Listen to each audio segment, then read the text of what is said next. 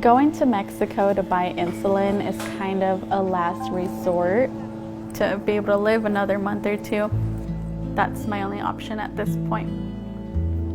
¿Tienen insulina Humalog? No? Okay. Paloma is one of 1 million Americans with type 1 diabetes who requires manufactured insulin to live. And now, she's down to her last vials. So I have a drawer that's specifically for insulin, and this is all I have left.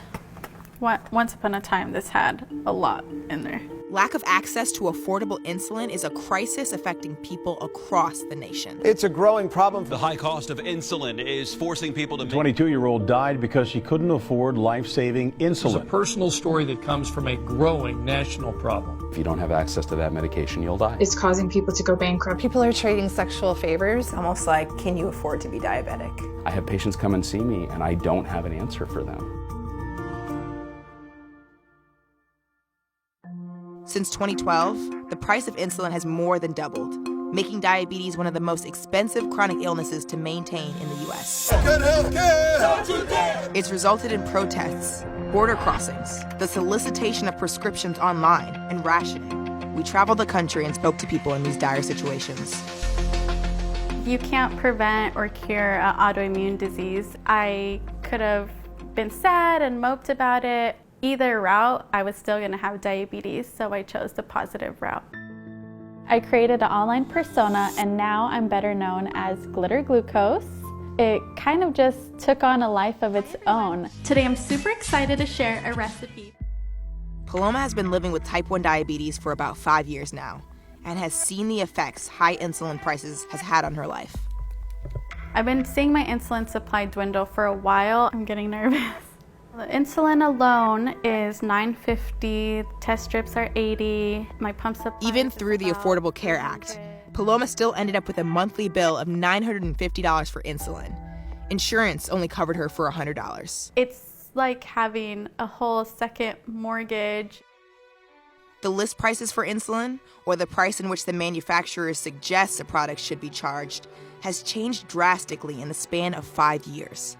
For instance, Humalog, the fast-acting insulin Paloma requires, was around $127 a vial in 2012. Now it's around $275, which is more than a 100% increase.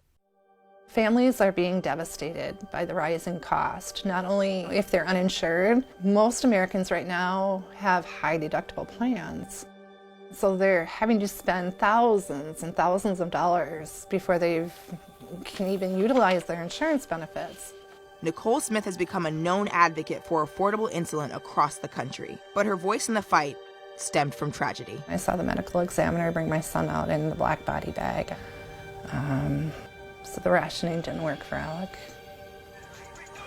Her 26-year-old son, Alec, was unable to afford insulin through an insurer and began rationing, a deadly method using less insulin to make it stretch longer. Once he turned 26, he was no longer eligible to stay on my insurance. With a salary of about $40,000, he didn't qualify for anything, really. We were directed to purchase insurance through the marketplace, through the Affordable Care Act. What we were finding on there was just scary. The premiums were really high. The deductible was ridiculous. So he chose not to purchase the insurance. On Alec's first visit to the pharmacy, his insulin and supplies came out to $1,300 for the month. Unable to afford it, he walked away with no purchase. You know, kind of piecing things together, figured out that he was rationing what he had left, probably to get him to payday. His body was found in his apartment 3 days before payday. Yeah, we're a family of 6. And then to go from a family of 6 to a family of 5, when it was like losing a limb. It was like... A recent Yale study found that 1 in 4 people ration the life-saving hormone. Patients are dying because they don't have access to this medication. How are we not talking about this day in and day out? Dr. Joshua Miller specializes in treating patients with diabetes, but also shares a commonality with them. He lives with the disease himself. They tried to depict the various players in the system related to patients getting their insulin. And I get a headache when I look at this. Dr. Miller is referring to the insulin supply chain, which shows the movement of insulin from manufacturers to patients. Pharmacy benefit managers, manufacturers, and pharmacies are key stakeholders within the chain. The movement of transactions and payments amongst these key stakeholders is where patients can experience markups in their insulin prices, ultimately forcing them to take matters into their own hands. After hearing about an abundance of affordable insulin in Mexico, Paloma is making her first trip across the border to collect as many vials of insulin as possible.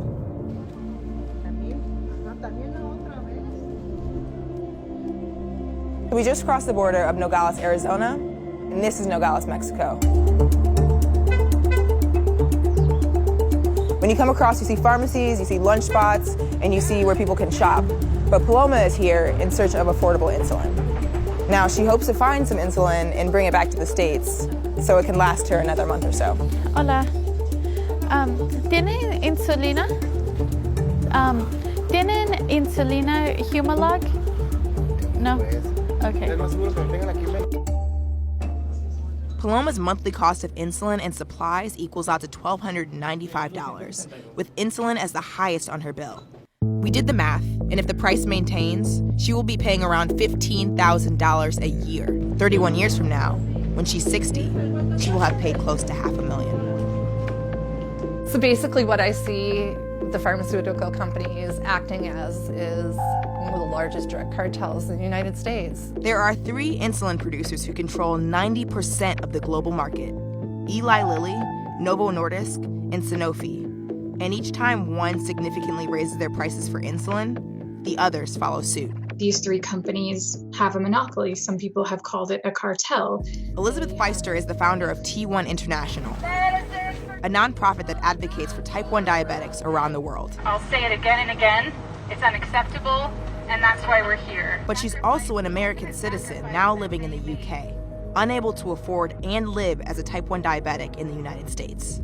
I would love to be able to move back to the United States. My family, my dear friends are there. It's just not realistic. Extreme measures like moving to a different country or crossing the border to go to a pharmacy are only a few of all too many sacrifices patients have had to make to stay alive. We're hearing patients who tell me they have to decide whether to pay for their rent or pay for their insulin. They're having to ration their insulin, all to stay alive. It's gotten to the point where it's almost like, okay, I'm good for this month, but how am I going to survive next month? Paloma herself has had to risk getting insulin from her diabetic community online.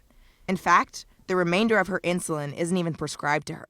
You see the name on this bottle? That's not me, right? Someone was really kind and they gifted that to me. Selling or gifting insulin online is not an unfamiliar practice. Many diabetics have built online communities not only for emotional support, but to lean on each other in times of desperation, even if it's considered illegal. Oh, is this the stevia? This is stevia, yeah. So what you do is, it's basically saving people's lives, but it's not necessarily considered legal. This is the mother of a type 1 diabetic little boy. She remains anonymous because when her son has enough insulin and supplies to last through the month, she helps out others online by providing his prescriptions so that they may live.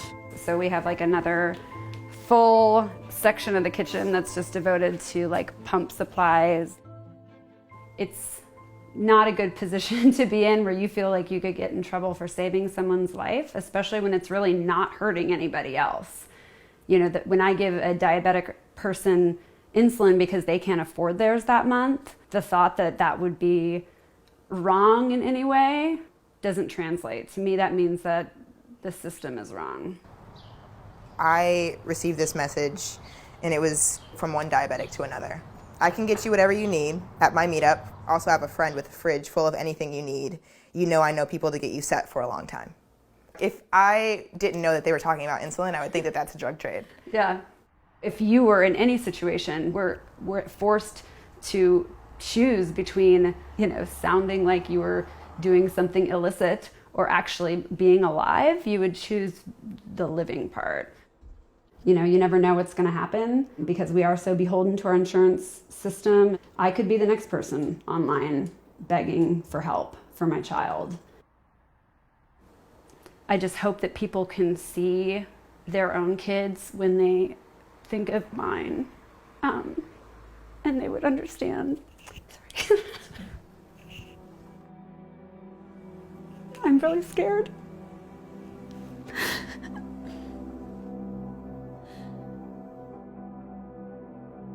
It's wild and outrageous that in the American healthcare system, which, you know, so many people perpetuate the myth that it's the best healthcare system in the world, that people with diabetes are having to purchase or share insulin with people they have never met on the internet because that's how desperate they are. At the end of the day, if I didn't have good health insurance coverage, I would be doing the same thing.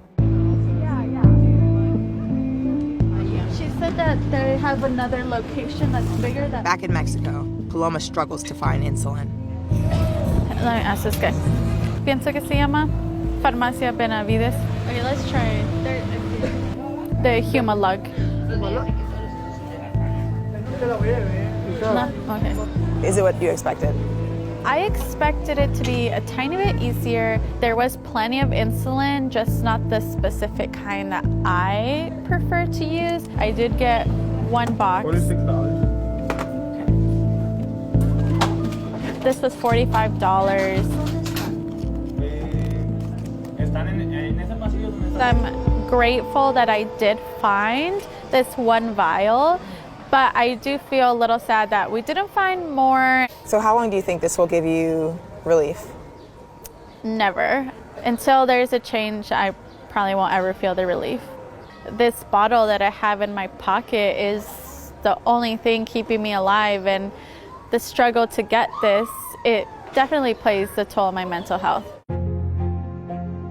America has a problem with the high cost of prescription medicines.